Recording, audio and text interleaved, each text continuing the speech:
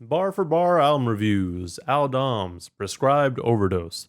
Prescribed Overdose is the latest album from Virginia rapper Aldom's, and this project is very enjoyable and very solid. It honestly, I recently found out about Aldom's from a friend, and I've enjoyed everything I've listened to so far. And this album kind of snuck up on me. I didn't remember that it was coming out until it did come out. I did do a breakdown for the track with Pusha T, which was very enjoyable. And if you want to check that out, feel free to do so. Um, but I didn't know what we were going to be getting into with this album at all. So I'm going into this entirely, like, completely blind. Now, based off of the title alone, you can kind of get a couple ideas. So this is a prescribed overdose, so it's an intentional overdose, you could say. So generally overdoses are not intentional. You don't want to overdose if you're not supposed to, or normally an overdose is just because you're not supposed to overdose. But because this is prescribed, it's like, here, whatever we're giving you, we're gonna push it and just see how far we can go. And the intro for the album does a really good job of explaining kind of what's going to go on with this project. Essentially, it says, this is meant to be the greatest high you could ever experience. And then it goes on to mention how this is a journey that you must take alone. And, right off of that, I kind of got these sort of medicine man slash shaman vibes, you could say. So basically, someone's just like telling you this is what you're gonna take, this is how much you're gonna take of it, and go. Just experience it afterwards. And in general, I feel like you would be better for it. And in this case, I think that's what we're getting across. Now, because this is a journey that Aldams has to take alone, and that is gonna, be the greatest high that he's experienced, we can kind of assume that there's gonna be a few different things going on. To me, I just based off of that intro again, I felt that we're gonna get some introspection, and that's kind of what we get throughout the project. Now, the album is sectioned off between doses. So this first dose, second dose, and a third dose.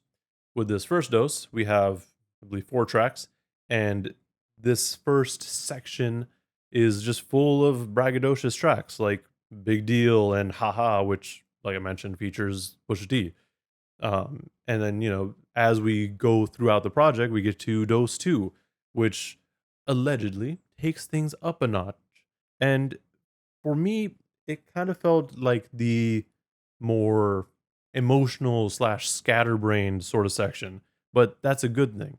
Now, for me, again, like, if you're going on some sort of a journey or some trip, you may start off very strong, but then you get to kind of the middle point where you don't necessarily know what's going on, or like you're not 100% there, or you are 100% there and it's just like way over the top. Like you're almost like 200% there. Like everything that you're doing is accentuated. And I think that's kind of what he was trying to do with the second part. Um Electric Slide, it starts off this section great, and it's definitely one of my favorite tracks on the project. And then the next track, Walk In, has again some braggadocio to it. Sorry, and I actually really like that track too, just because it has a little bit of a bass sound to it. So I gotta enjoy that. And then with Right Here, we start to go into the more, I guess, introspective slash emotional side of the project, and which leads right into Dose 3, which again feels more of like a reflection or introspection section again. It starts off with White Chevy, where Aldams is like reflecting on his path and his career thus far, all the things that he's done and experienced. And then we have Glass Heart, where he's essentially reflecting on some of these negative thoughts that really many people face, including himself, clearly, and how he can, or how he has been bringing up in his music. I mean, the chorus sells it really well to me by mentioning how it's like he can't really be a shoulder to cry on or to lean on right now. Like he's going through his own things and he has to process it on his own. So he unfortunately cannot be that strong friend for someone else. Like he's He's going through it essentially. And then we get the final track, Sincerely, which honestly wraps up the project really well and is appropriately titled because it kind of sounds like a sign off. Like, I mean, obviously, like when you write letters and emails, Sincerely is one of those choices for saying sincerely so and so. So, that's appropriately titled, I felt. Now, overall, this album, like I said, very enjoyable. And it's been a project that I keep going back to. And the reason I do that is because it's different. I mean, it's not a project for everyone, but it's it has a bunch of different sounds to it. It seems or it feels different. Honestly, it reminded me a lot of Brockhampton during the Saturation era, where we have all this high energy, more experimental sort of sounds, and just see you like do whatever you want to do. It just sounds like, I mean, I was gonna say it sounds fun, but if he's going through all these emotions during this overdose, I don't know that it was necessarily fun for him at that time. Um, I mean, it's possible that he wrote this afterwards and after basically reflecting, which is more likely. But you know, it just seems it's just different. It's not really a sort of sound that we get very often. And now that I'm like talking about it again, like not as many like there's not that many artists who will go into an album with a concept and kind of segment it very clearly, like the last one that really comes to mind was Denzel Curry with Taboo, because well, I mean his whole release cycle for that was different entirely and I enjoyed it. But that album he had, I believe, 3 different acts, and each one was released each week leading up to the album, and then we get the whole album. But by doing so, you kind of know what to expect from each segment of the album. Like each segment, I mean, I don't think not, I'm thinking back on it now. I don't remember if it had um actual like titles in between each one, just like on Al Dom's project where it's like Overdose, Dose 2, Dose 3. But it's reminiscent of that, where it's segmented intentionally and there's similar sounds and just topics that get put across. And I just kind of miss that.